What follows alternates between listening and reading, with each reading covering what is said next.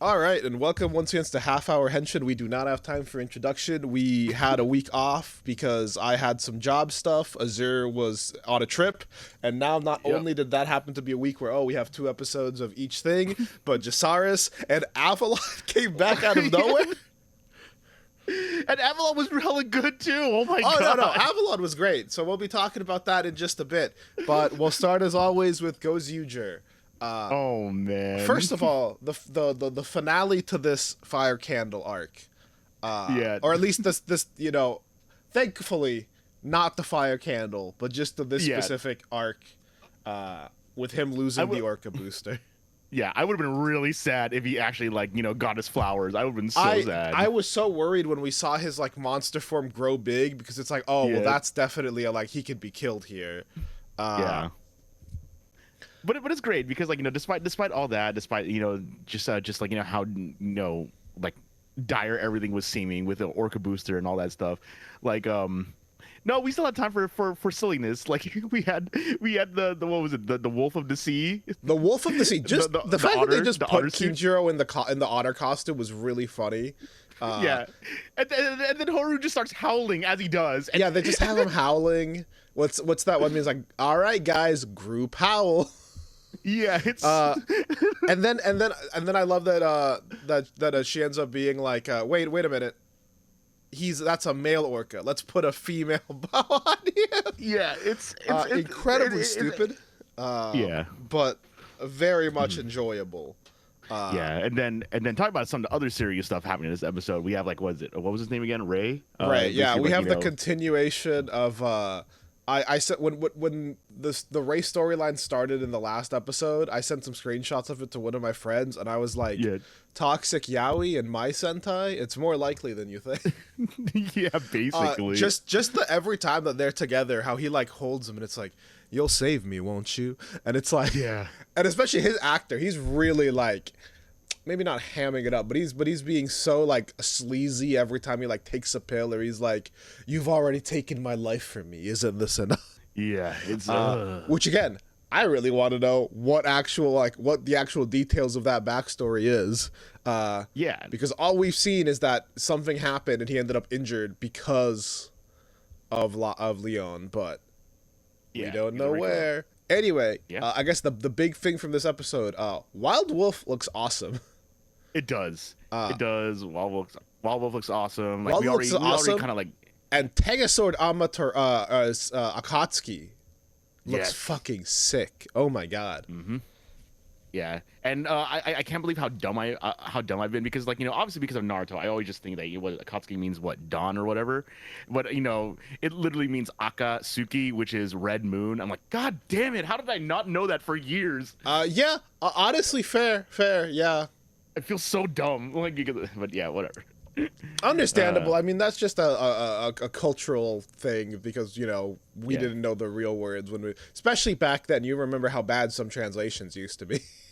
Yeah, true. When it comes to Naruto, I always think of that one sub where it's it's all part of the databayo or whatever, or what was it? All part of the thing that means plan. Mm-hmm. And after that, and then we have all this stuff happening, and then we actually get a really sweet moment with Haru and Rikuo reminding him saying, "Hey, what's your wish again? Yep, want to make people happy?" And I fucking adore that bit of you don't even like me. Why would you do it? It's I respect you when you're making people happy and when you're shining the most. That's the one part of you I think is cool. I'd be bummed out if you were dead. Yeah, exactly. It's damn, man. Yeah. I gotta be honest, it's really funny because right now Rikuo is the nexus of all the Gozyuger ships in my head. Yeah. Honestly, him and Haru, him and Bouquet, it's just him. And I know some people like him and Sumino. I'm not really that partial to that one. I like them more as just friends, but again, even then, Rikuo is at the center of all of it. Yeah, freaking Rikuo. And I love that this setup of hey, we're gonna tell them the truth, but for now, I'll keep your thing until you can fix it. Yeah. Very cute. Leading into another the first part of a thing where we get Lupin Ranger. Yes. If there was gonna be one thing that I'm a little disappointed from this, is the fact that it doesn't seem like we're getting like a unique universe Gokaiger. I mean, we'll see. Well, see. At the very least, right now the ring is we know where the ring is, and you know it doesn't have a person. I for a second was literally like, because obviously we see Lupin Ranger, and it was like Gokaiger fit, and I'm like, what? Yeah. Did they say the right? And it's like, and they got turned into little ranger key people, and I'm like, okay, I guess so. Yeah. Oh man, but it's really funny though. Like we skipped ahead a little bit, but after the battle, we see Fire Candle wake up, and then Bouquet's like, oh my god, you're still alive. It's like, okay, I'm sorry I hit you. Here, please hit me have once. One. Yep. Yeah. like points at his cheek, and he just gets socked in the stomach super hard. Yeah, I love that. I love when they use the editing nice to punch.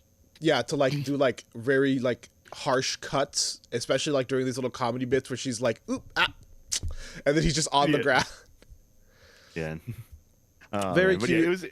It was great. And then, now we have what I was hoping was going to be a mostly Suino episode because, Lupin Ranger and Phantom Thief stuff. But no, it was nope, it's mostly a Kinjiro episode. Yeah. That's, to be fair, once stuff started, I was like, oh, this is a Kijino. This is a Sumino's involved because Granddad is here episode. Yeah. First of all, I love that we obviously get that the Lube Ranger, Pat Ranger thing at the beginning where it's like, oh, come back, Phantom Thief, we'll catch you. But I fucking love that the first thing we see is going to the cafe, and there's a little sign where it's detective, Ichino, detective agency, branch. Yeah. I thought that was funny. But yeah. And I absolutely love having someone come to her, be looking for it, and Kinjiro just being so nosy, we have to help, right? We gotta. Yeah, and man, the content of this episode was really creepy. No one wants to leave school. Dude, this was one where it's everything that we're dealing with is very light and very breezy in the show. We're haha, this is funny. But it's the moment you think about the concept of you're stuck in a school, basically being forced to role play out your role, and you can never leave because it's you're dealing with some entity's nebulous concept of youth. Yeah. What was actually really funny is that I actually watched this episode while I was in Japan, while I was live, and I actually understood almost all of it that was going on, kinda. I'm like, oh hey, so that's what's happening. Okay, yeah. It was really funny. Also, because I was in a friend's hotel room because we were getting ready to go to a concert. They were actually watching me do the Gozyuger dance in the hotel room. Hell They're just yeah. looking at me I'm like, hell yeah, man, this shit's great. Oh man, but yeah, this episode's really funny because the roles they play are just well, what does someone say? Rikuo, our bisexual king? No, honestly, with the dude and everything, I thought that was incredibly funny to have him just be flirting around. I love that they had your man running his little Tegasword appreciation club. Yeah, that was great. And then we got the delinquent parody with whoever. Yes. Where he starts to fight.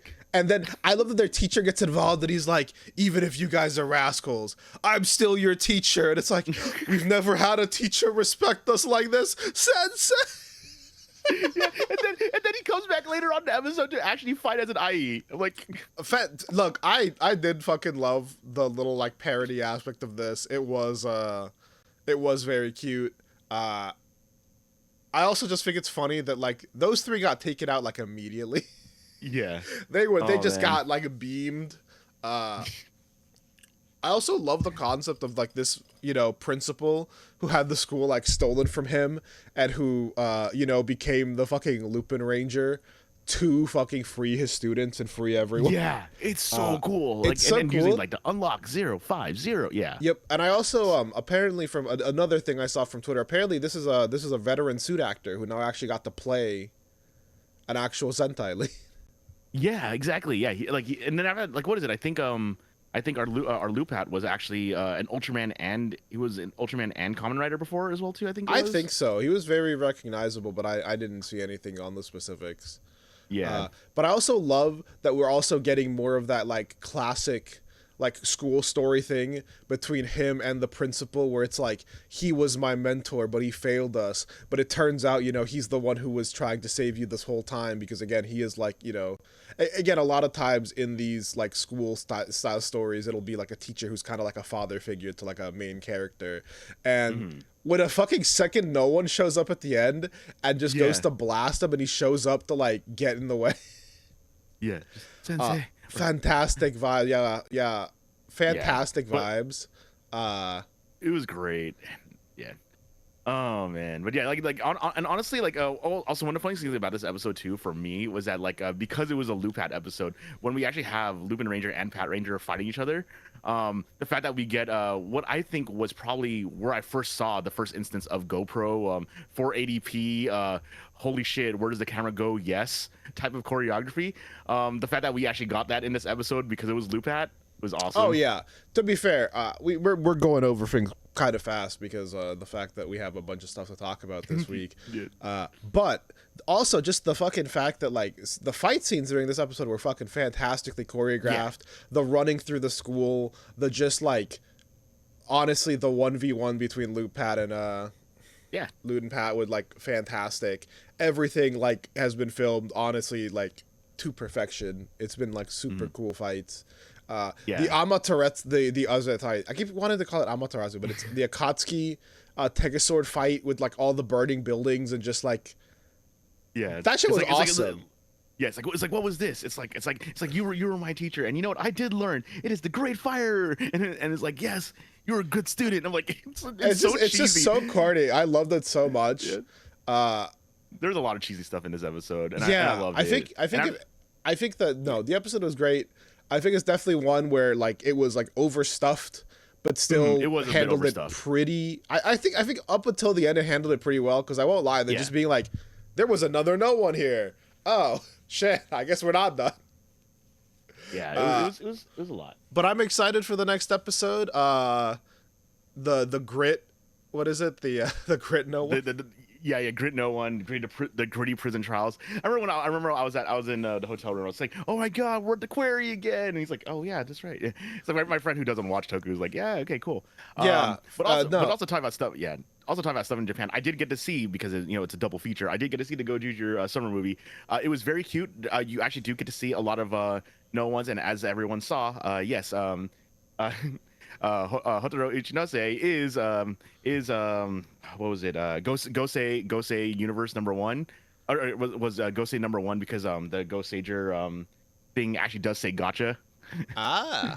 Yeah, that's the reason why they did it. So it's big brain stuff. But we actually got I think we got like 2 Don Momotaros in the episode, because I believe our mayor actually does show up in that episode, is that in that movie as well too. It was really cute. It was basically like a bunch of little like fun little trials they basically were going through at the team. Like they were doing like volleyball and a bunch of little like fun like kind of. I know the volleyball was one that I'd seen in the trailer, and I do love when they do dumb like coordinated sports things as a team. Yeah. But yeah, it was a lot of fun. It was a lot of fun to see. They actually use I forgot, like do you remember in Shin Kamen Rider that one little auditorium where they fought? I think it wasn't the B, but it was like the one before it, like before they actually did like the motorcycle kick. Oh, was it the bat? Yeah, the bat. Yeah, they actually the final fight of that movie takes place in that auditorium. That's pretty sick. That is a cool location. It is a very cool location. But yeah. Okay. Yeah, like that. I just want to get through that because I'm gonna have to do the same thing right before we talk about our last show. Yeah. But let's talk about some indie toku for a second. Surprising, I think both of us. Avalon. Yes, Avalon is back. Which has the suit act or the stunt coordinating by Tom Constantine, who's fucking awesome. We actually get a lot of lore in this episode. Oh my god, we actually have an actual villain faction, a human villain faction, I should say. Yeah, because we've had the like renegade villain faction. But now we have a human, and I'm gonna be honest, man. I adored this episode. The like setup for everything going on later. I am so excited. Shield and Sword Productions, honestly, I feel like writing wise has kind of been doing real well. Just the fact that like, okay, we're setting up that, okay, humans have taken notice of him. Also, we get the biggest like thing, because I think we talked about it when we got the last episode, that it's like, okay, you know, he's doing Drake on, so there's something to do with a dragon in his suit, which, you know, again, makes sense if he's a knight of the Round Table. They dealt with dragons, that could be understood. And yeah, but as the final line in the episode says, not only is he a knight of the Round Table, he's the last living dragon. I'm like, oh. You can't just end on that. What's the next episode? Well, I'm wondering if he's the dragon or like the suit is the dragon. I think he's the dragon. Maybe, yeah. Yeah, considering that he's able to talk with like the renegades all the time, like, you know, the fact that, you know, he's very familiar with all, like, I mean, sure, that could just be like, you know, being part of the night, but I mean, you know, he could have also been a dragon, which is why, like, he does kind of command some respect anyways in general. Yeah, I also, first of all, we got to talk about, I do really like the like general aesthetic of this new like suited bad guy. The like there's something really funny to me about the like military style suit with like the bullet vest and everything, but then it also just has like a mechanical steampunk arm, and then it just has like a dog head. Yeah, just out of nowhere. The dog head is cool. I really like it. Speaking about Naruto, it kind of reminds me of like the Akatsuki masks. With like kind of like the foxes, but it's got like an open little thing for his like regular ass face. Yeah. I wonder if this is gonna turn out to be something where like he's someone who's like been experimented on to try to fight. Because obviously they're setting him up as like a maybe not exactly equal, but someone who's like relatively equivalent to Avalon. You know, like he won because they took a hostage, but also it's not like he was losing the fight beforehand. Yeah. And we'll see.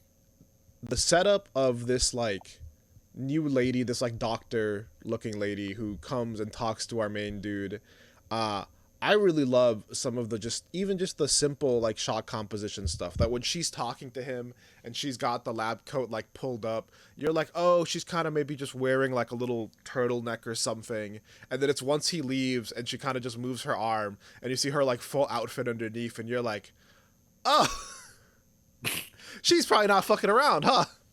Yeah, she ain't. Oh man, but yeah, I can't wait. 6 minutes isn't enough for an episode. Nah, not really. I mean, hey, it is what it is. I do also really love that we are getting, you know, the more lore with the renegades. His one informant's basically like, hey, you kill any of the, you kill any of the Fey folk who know too much about humans, but you're letting your little friend, you know, you should have killed him forever ago. Yeah, it's like, ooh. And it's like, I'm interested in where this conflict is going. Yup. Speaking about now, another show where I have no idea where anything is going. And where I said 6 minutes was enough, 13 minutes is not enough. Thanks, Jisariz. Yeah. So I mean, if we got to distill, this episode into a little short thing, he's got a plan. His plan was to run. Yeah, what was it? The Joestar family secret technique? Yeah, run. No, that's exactly what I was thinking when I watched this episode. You have a plan? Yeah. Just yells out her name. She shows up. All right, run. Yeah, dude, I love how Inoue does that. It's like it was such Decade vibes. I'm just like I love how much of a shitlord he is. No, he definitely is a shitlord for this episode. I absolutely love the vibes of him working with what he's got, because right now he doesn't have a Sentica phone. He can't transform, so he's on the back foot. I like that he's telling Rad that basically like, hey, if you go back, you can carry things on if things don't work out for me. And the plan of like, hey, she gets forcibly transferred back at X amount of time. If we just wait, we can like jump off her materia jump. Yeah, which is really clever. Which is really clever for, and it's such a shitlord move, and I love it. It really is. And then when we see the beams of like teleporting, and you see one of them split off, and you're like, well, I guess I know which one he is. Yep. And then we see the rest of the Sentika like show up, and it's like they're like saying, it's like, why'd you call us here? He's like, I need a favor, and they're like, hey, we don't want to do shit until. Yeah, and it's like it involves Jisariz. Oh, you're interested now, aren't you? Yeah, and literally it involves Jisariz, and everyone stops and like, again, substance-wise, not like too much to talk about because it was like an extended like chase sequence. It was. But it's setting up a lot of cool stuff. I'm hoping we get an episode or two now, especially since it seems like he's managed to escape for the time being, where it can slow down a little bit and explain what the fuck is happening. Yeah, please explain. This is the show that I need lore dumps for. Because we kind of just went through everything being like, everything will be explained, and it's like, cool. When, please? Yeah, it's moving hella fast. Yeah, I do love that we talked about it a little bit because it was used at the end, but that new opening, especially that scene of like his armor in like the flower field and it's all overgrown before he like breaks through. Yeah, that's got some cool vibes. I'm hoping I mean, obviously he's gonna be able to transform eventually, but I'm curious to see how we're gonna get there. Yeah. And talk about vibes the show. Let's get back to our major 3 shows with Ultraman Omega. Oh man, the first episode when we get to meet Mr. Oya, the manager. I think I've told you I like this 2 episodes like also a little bit as a set because it feels like we're watching him do his first errand. Yeah. Where it's like I can go take the train on my own. I learned how to do that. And then it's like, don't worry, I can go deliver this package. I'm free. Yeah. Fantastic vibes from him. The actor still does a great job of like just feeling like he's like not sure of what he's doing. Exactly. Like he doesn't know like what full manners are. It's like he like, but at the same time, like, he actually was concerned as to like, why like he actually was able to notice the change in he was actually able to notice the change, like when he said he wasn't like, when he said no, that's fine. You can go. I'll go fishing. I'll go fishing. I love that. Yeah, I love that he felt left out. That he was like, oh, you just need Sorata, blah blah blah. And I love that when Sorata shows up, she's like, oh, your cousin didn't come with you. Are you gonna be okay on your own? Yeah, and like he actually was legitimately concerned, like saying you're not acting the way that you normally would. And then pretty much, Mr. Oya is like saying, you know what? Look, change of plans. We're not going fishing. It's like, when I want to fish, I don't want to think. It's like when I don't want to think, I fish. When I'm too filled up in the head, I play shogi. And it's like, and then he's like, he basically calling him out. It's like, okay, I understand now. Yep, like, I love that we got a nice like contemplative thing where he's like, look, you feel left out, but everyone, even if you're not the knight, you're the king. Like, even a pawn is important. And it was cute. The invisible raptor was kind of crazy. The fact that, like in universe, that shit would have been terrifying. Like, oh yeah, there's just giant claw marks on our buildings and we don't know what's leaving them. We didn't even see what left them. Honestly, kind of crazy. But obviously we get, and obviously, he's getting his ass kicked at the beginning, and we get the save with Rekinus. God, I love the Rekinus suit. This one's probably going to be another, what's it called? Earthgurn. Yeah, Earthgurn, where like, I just love this suit so much. And and talking about suits, like he actually gets to turn into a sword, and he's like, I gotta help out too, and then turns into a sword, and like, dude, the amount of slashes he did, it felt like a limit break, like. Oh yeah, it's like wait, you're not done slashing yet. Like first of all, 3 cuts of him slashing. First of all, just using the telekinesis to like hold them up, it felt like very old school like mecha anime. Yeah, very much. Gets held in the field and then just gets like slashed a billion times. Incredible vibes. The slashes did not stop. It was just slash. Yeah, slash, I thought it was gonna be like one big slash, and it's like no, he's still going, huh? Yeah, it was insane. It was absolutely insane. Yep, and we go from his first, riding the train alone, to his first overnight trip alone, and he basically does an errand to go out to deliver a package for someone's birthday, And like, you know, we basically see this little girl, like, you know, she's like, she has to live with her aunt in the sticks, and she, you know, like, you know, she's just super unhappy about it. Yep, and unfortunately, you know, her mom died like what, like they said, like 2 months ago. So Yeah, you know, and her aunt is trying. Her aunt is trying to, like, you know, like reach out, but like, you know, not pushing it, because like it's like, yeah, I understand. yep, and But but she talks about how, you know, she doesn't know how to raise a kid, and it's honestly like, it's raising a kid seems like it's tough when you choose to raise a kid. Yeah. But just like having something happen where it's like, cool, you had no plans for this, you had no nothing, and it's suddenly like, here you go, you have to raise a kid. That's terrifying, you know? Because even if, like, you know, especially because it's like, oh, you know, she's also dealing with grief. Like, if her mom died and she's her aunt, that means her sister just died too, you know? Yeah. And so not only does she not have time to really grieve about that, she's not going to take care of this girl, and she's doing her best, but obviously, like, they're kind of like missing each other. And then we get kind of like, you know, the girl and her dog, but it's the girl and her snake kaiju. Yeah. And I mean, as you were pointing out, like, you know, the snake kaiju was super cool because it was a bunch of green screen dudes actually puppeteering it. Yeah, I really loved the movement of it. I thought it was really cool.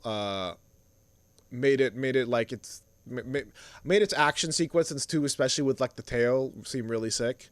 But man, when he eats metal and then she's starting to like get weaker because she's losing the iron in her blood, and it's like it's him who's been like absorbing it.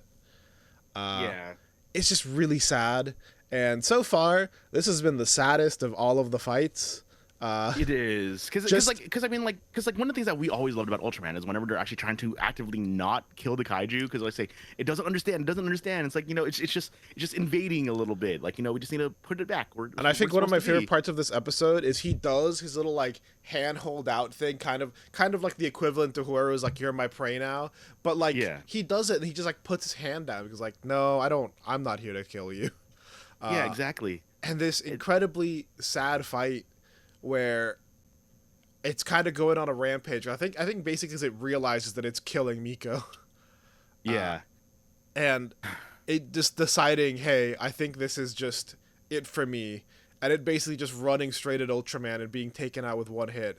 In this beautiful slash, too, because we get the like hole that turns into like cherry blossoms and scatters to the wind. But man, that and like that's... I have an idea for a thumbnail for this episode. You know that meme like saying, I think we're gonna have to kill this guy, damn. I think you might need to do that with Omega and Recnus now. Oh god. Well, if that's what the thumbnail looks like now, you guys know why. But no, it was really sad. But at the end of the episode, like, you know, and he's just like, yeah, go on. Oh no, you finish up. I think you were about to say what I was gonna say. Oh no, it was just with Miko and her aunt. Yeah, and then the end of the episode with Sarada, just kind of like, do you think Mikoto, you know, knew this was the only way to protect Miko?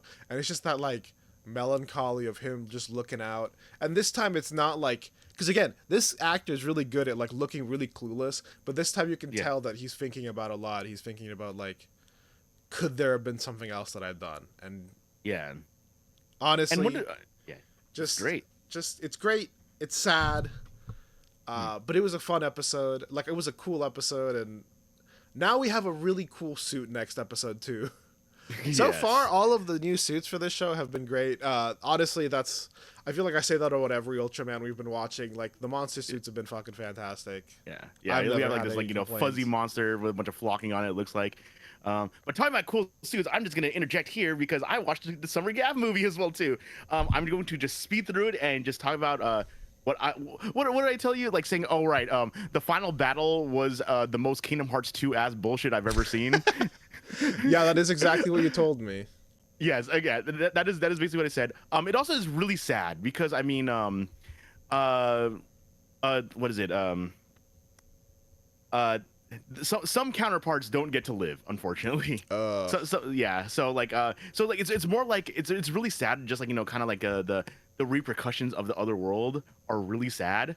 But we do get to see some really cool moments, like seeing the Stomach family do their attacks and actually look cool after they save Shouma is like so fucking cool. Yeah, I really like the context of us getting to see them as heroes in an alternate universe. That's kind of I live for that kind of shit. So that's honestly really sick. When we watch the trailer and like that happens where you see him like on one knee and it's like the stomachs come out from behind him, and you're like, yo.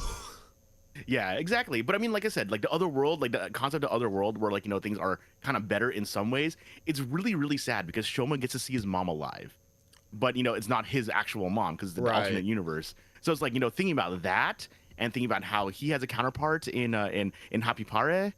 And yeah, like, okay, yes, small spoilers. He doesn't get to live, but goes out in a badass way. But he just has to leave.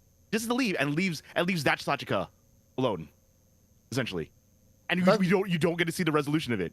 Oh, that's actually so fucked up. Yeah, exactly. Yeah, and he gets sent back to our reality, and it's really, really sad to think about. But man, the choreography in that final fight is so fucking cool. Oh, I'm sure. Well, we'll talk about it more in detail once it actually is available for us to watch. But before we get into the main Gavv thing, have you been seeing any of the Zets like information stuff? I have not been seeing a lot of the Zets information. Oh, right. Also, like a lot of people have already been seeing it because you know, some people did not listen to the really cool video saying, please do not film any part of this video. But Zets' transformation is super cool. Yeah, I've definitely already seen a phone video of it. Yeah. And the fact that it was like Hanto's dream was pretty sick too. It's really cool. Or I guess other Hanto's dream. But no. The one big thing is apparently from the stuff we've gotten, apparently Zets like as a person is supposed to be they like describe them kind of like Keiwa, where he you know is doing his like dreamscape agent job, but apparently he is either not very well liked or he doesn't do it very well, and so he's living at home like with his sister.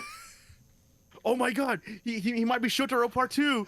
He might be Shotaro 2. So we all thought he was gonna be Ace 2. No, he's gonna be Shotaro 2. Let's go. And I saw one really dumb meme because he does look a lot like Ace. He really kind of gives that vibe of that actor in like that same kind of haircut, a little bit longer though.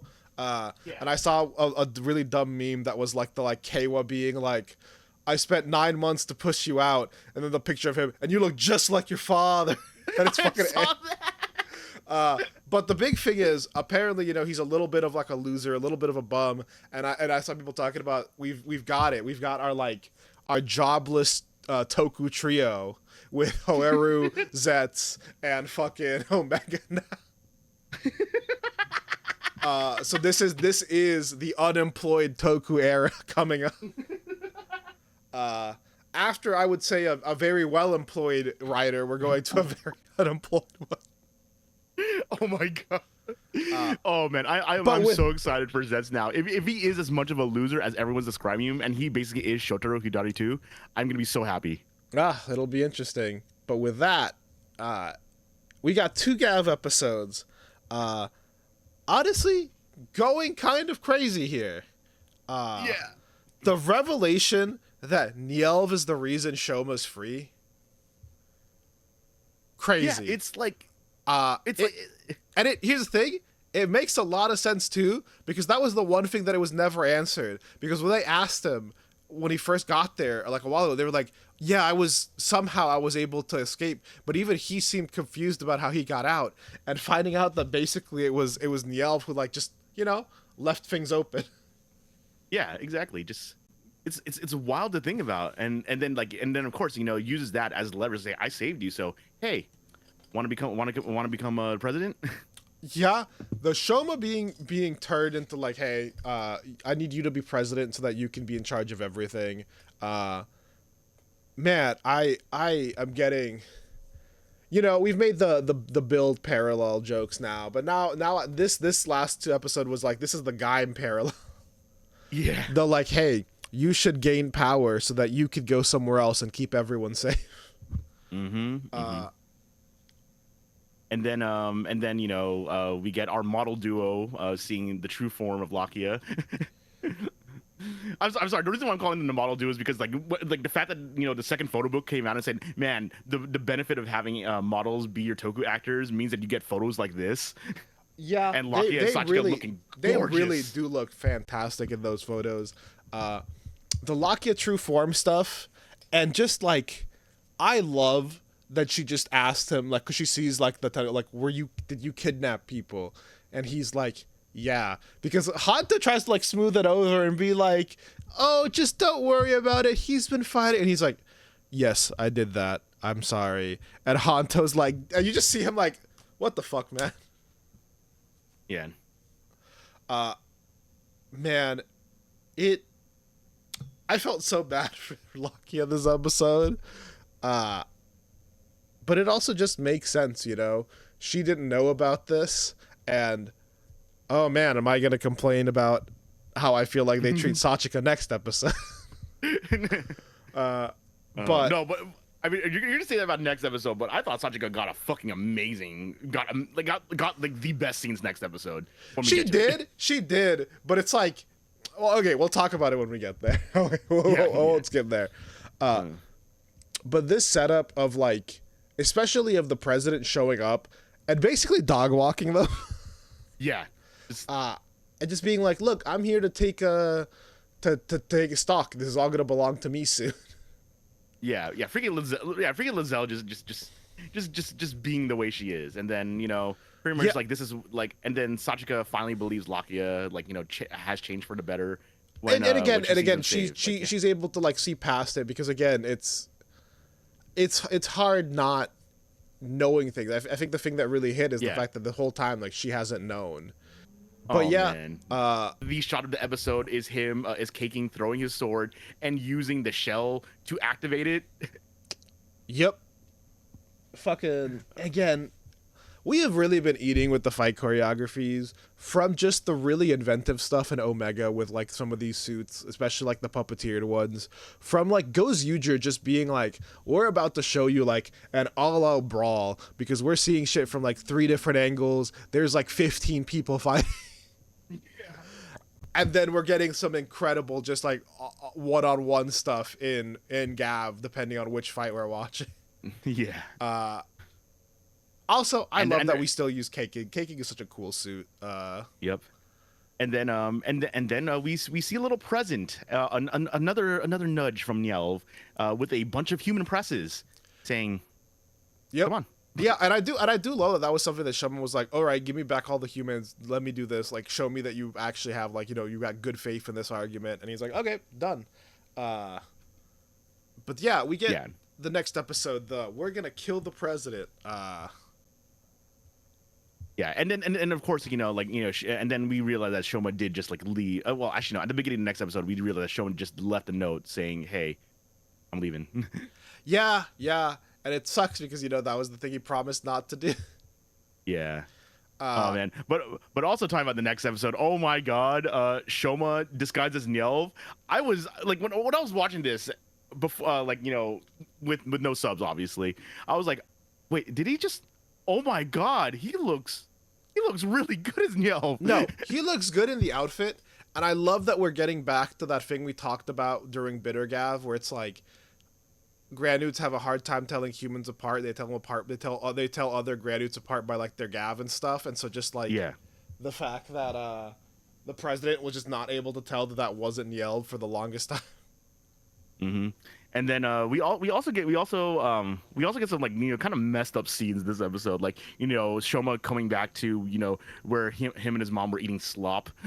Oh man. And then her being like, I want to eat gummies. And then him like, I promise, Mom, I'm going to take you back to your world where we could be happy together. And it's like, oh, man. Oh, God. And then, again, like you said, look, there's a lot of incredible Sachika scenes this episode. Her standing up to Longo.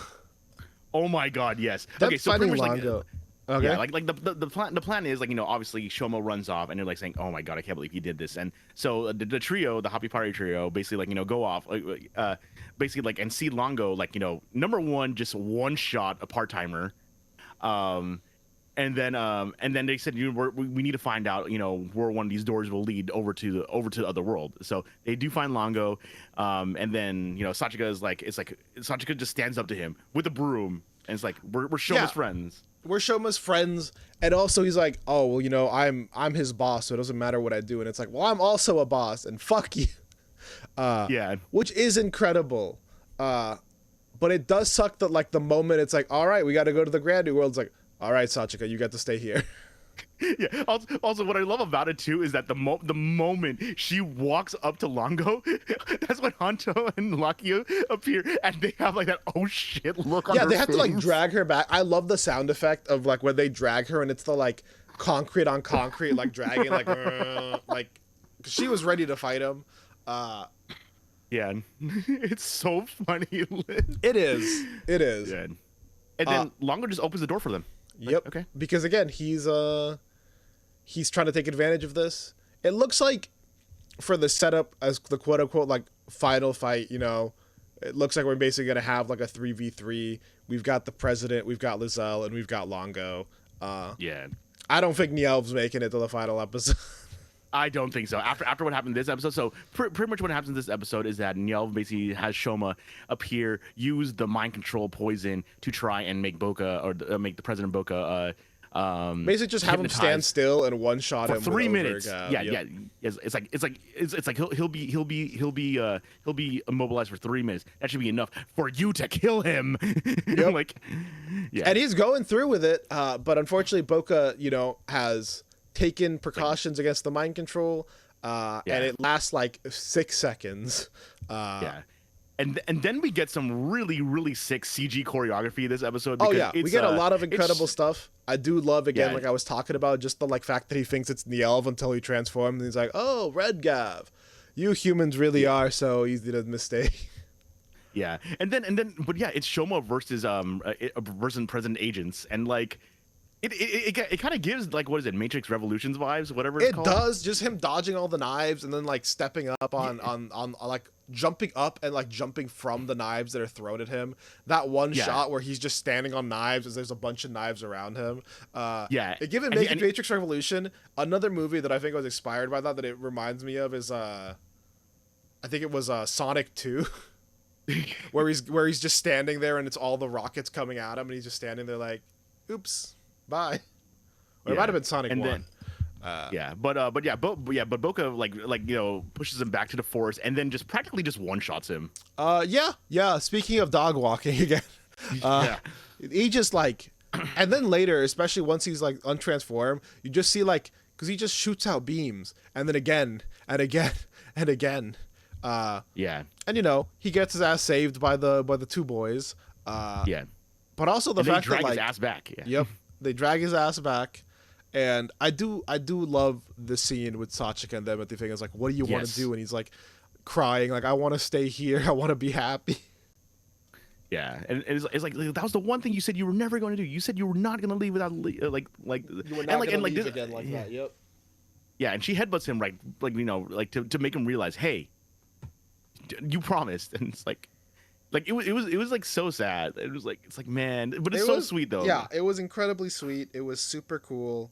And I love how the boys are like, "Hey, you dragged us into this. You're finishing this, yep. And we're with you." But we have specifically Lakio, who's like, "Hey, dude, you're the one who dragged me into this. You got to take responsibility for that." But also, man, we got like what, 2 more episodes to go. Yeah. Well, three. Okay. 47, 40. Well, I'm assuming we're getting 49. It depends. Yeah. We should be getting 49 because I think Zet starts in September. Yeah, Zet's. So we should get the 10th, the 17th, and the 24th. Technically, then there's the 31st is also a Sunday. Yeah, just as September. So at the very least, we are getting. Yeah, we should be getting 1, 2, 3, potentially 3 or 4 more episodes. So if it's 4, if we got a 50 episode series, that's more than I thought too. Because I do think it's September. Okay, well that's cool. But yeah, we see in the preview for the next episode that because Nielv has basically been caught by the president. Man, that scene was crazy that the president shows back up and Yelp's just like, and he's like, hey, I just want to talk to Yelp for a second. Yeah. And then the next episode we see, because again, him trying to use Shouma was never like a show of good faith. It was always like, whatever, this is what'll get me what I want, so I'm gonna do this. Because we especially see that with his grandfather, like he never treated him well either, and he's like, look, I'm gonna be the one who raised his stomach back up. So he doesn't really give a shit. And so the next episode we see him fighting against them again, and he's like, I value my life. Yeah. Incredible. So sneaky, so duplicitous. And yeah, we're setting up for the final fight. Looks like it'll probably end up being like the president, Lizelle and Lango versus, you know, each one of our riders. Yeah, well, I mean, we'll see how it goes. I mean, honestly, it'd be kind of interesting, like, you know, if Lango actually, you know, isn't like, you know, an actual full-on villain. It's just that it's just like, you know what, fine then, you know what, Shouma, I'll give you what you want. I'll exile you to the human world. How about that? Like, if he does something like that, I'm gonna be so happy because number one, Longo's cool enough that he gets away with it. Number two, Shouma gets what he wants. Sure. My biggest thing with that, it would be like, I'm gonna be real. That will be, I would say that'd be just a little too half baked if we only get like if we only have one or two, because it's like, damn, we really just kind of let him be dead for a little bit, and they were like, nice, chill now. Yeah. But yeah, we'll see how it goes, man. I'm excited about it either way. I mean, we're at the very least going to get some really sick choreography. But with that, thanks so much for listening to, you know, our extra stuffed episode. We will see you next week. Later. Sure thing. Later. This program is brought to you by our unending love of tokusatsu. And if you enjoyed the show, be sure to like it. And to leave a review, since that really helps us out. And if you would like to support us further, consider becoming a patron at our Patreon, Half Hour Henshin. You can get some exclusive benefits, such as your name in the credits and joining our sticker club. Or, if you want to help with a one-time donation, you can also find us at Ko-fi at Half Hour Henshin. You can email us with any questions or theories at halfhourhenshin@gmail.com or on Twitter at halfhourhenshin.